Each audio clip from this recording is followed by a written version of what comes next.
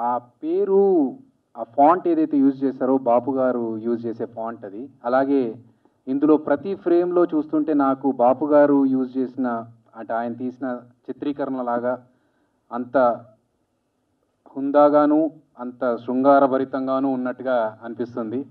So, ఈ cinema కూడా బాపు గారి స్టైల్‌లో కన్నుల విందుగా ఉంటుందనేది ప్రోమో చూస్తే గాని, ట్రైలర్ చూస్తే గాని తెలుస్తుంది. అండ్ సినిమా మంచి హిట్ అవ్వాలని మనస్ఫూర్తిగా కోరుకుంటున్నాను. అలాగే సినిమా మానవ జన్మలో సినిమా అనేది ఒక అద్భుతం అండి. ఎందుకంటే మనిషి ఉన్నా లేకపోయినా తను నటించిన సినిమా ఎన్నో సంవత్సరాలు, వందల సంవత్సరాలు ఉంటుంది. ఇప్పుడు రామారావు గారు, నాగేశ్వరరావు గారు లేకపోయినా మన మధ్యలో వాళ్ళు నటించిన సినిమాలు టీవీలో చూస్తూ ఉంటాము, మనము యూట్యూబ్‌లో చూస్తూ ఉంటాం. సో, ఒక మనిషికి సినిమా ద్వారా తను లేకపోయినా బ్రతికి తరతరాలకు మనం కనిపించే అవకాశం ఉంది. ఈ విషయాన్ని ఎందుకు చెప్తున్నానంటే ఈ సినిమా బ్యాక్‌డ్రాప్ ఒక చిన్న ఇన్సిడెంట్ ఉందండి. ఆ ఇన్సిడెంట్‌కి రిలేటెడ్ కాబట్టి నేను ఈ విషయం చెప్తున్నాను. కొన్ని ఎమోషన్స్‌ని మనము ఎలా ప్రెజెంట్ చేయాలో తెలియకపోతే దాన్ని సినిమా రూపంలో ప్రెజెంట్ చేస్తాం. సో, అలాంటి ఒక సినిమానే ఈ 'రారా పెనిమిటి'.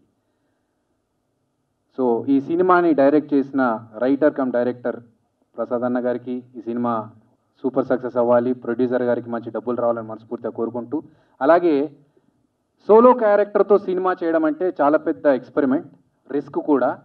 అది అబ్బాయిలైతే. కానీ అమ్మాయి కాబట్టి అమ్మాయిని 2 గంటలు, 2:30 గంటలు మొత్తం ఫుల్ ఫ్లెడ్జ్‌గా చూసుకుంటూ కూర్చోవచ్చు. దాంతో పాటు ఆవిడ వాడిన కొన్ని డైలాగ్స్ చాలా ఇంట్రెస్టింగ్‌గా ఉన్నాయి. ఫోన్‌లో మాట్లాడుతున్న కొన్ని dialogues. Hope you understood what I am saying. And అలాగే మిగతా వాయిస్ ఓవర్స్ ఎవరైతే పెద్ద పెద్ద యాక్టర్స్ మనకు నాగబాబు గారు, తనికెళ్ళ భరణి గారు, సునీల్ అన్న, సో పెద్ద పెద్ద ఆర్టిస్టులు అందరూ కూడా వాయిస్ ఓవర్ చెప్పడం ద్వారా ఈ సినిమాకి ఒక ప్లస్ అవుతుంది. అండ్ ఈ సినిమా సూపర్ హిట్ అవ్వాలి. అండ్ ఇలాంటి ఎక్స్పెరిమెంట్స్ ఇంకా ముందుకు రావాలి. డైరెక్టర్ గారి గురించి ఇంకొక విషయం చెప్పాలండి. If you have passion, age is not a limit.